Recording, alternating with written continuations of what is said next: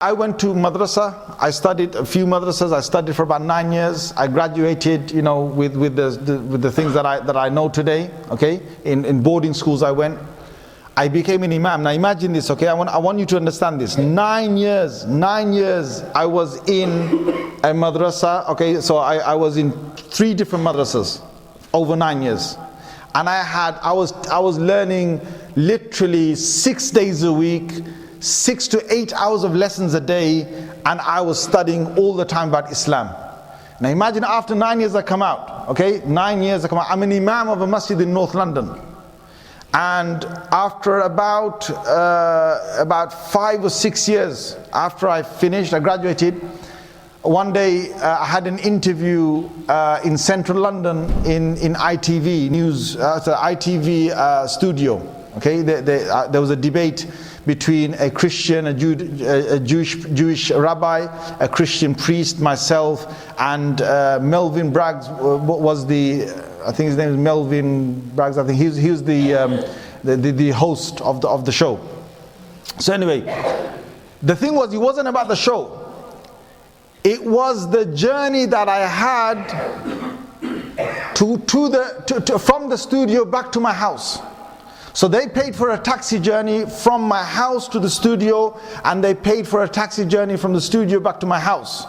So I went on my way from taxi. On the way it was fine. On the way back, imagine this, on the way back it was a black cab, black taxi, I don't pay for this kind of stuff, okay? So I'm at the back, and the driver, I'm trying to give him dawah. Because whenever I get the opportunity to give dawah, I'll give some dawah. So I'm trying to call him to Islam. By the time, now this guy, subhanallah, I have to say here, this guy knew he knew the art of debate, and he had gone through critical thinking, and he had studied philosophy, and he was really good at it. And he was talking to me, and I'm talking to him. The journey is about 1 hour. I have to tell you, after 1 hour, my Imaan was shaking. As an imam, okay? As an imam, I want you to understand this, and you might think, astaghfirullah, Shaykh, what are you talking about?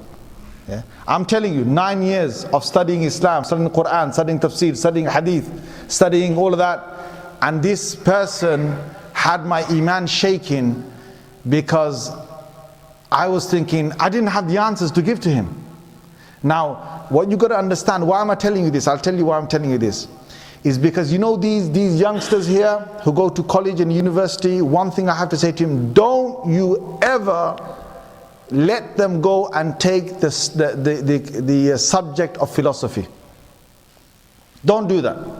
Unless the teacher who's going to teach is a Muslim. Do you guys understand what I'm saying? You guys, I think I've lost half of you. Do you guys understand what I'm saying? I want to hear you, because otherwise you're going to go to sleep. I tell you what happened. I came out from the taxi and I was like, whoa, what was that? Because everything I asked him, he gave me an answer. I said something else, he gave me another answer. What I hadn't studied was philosophy. I had studied some logic and some other things, but not philosophy.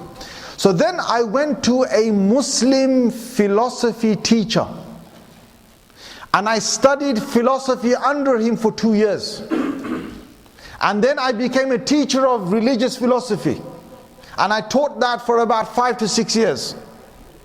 And then I thought, now come, I'm ready for you. I'm ready for you.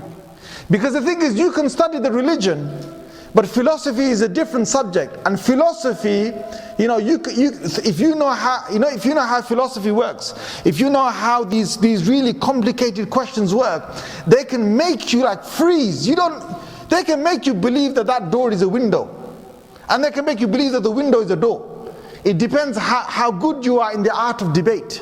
If you know critical thinking, if you know how to use the art of debate, you can do whatever you want.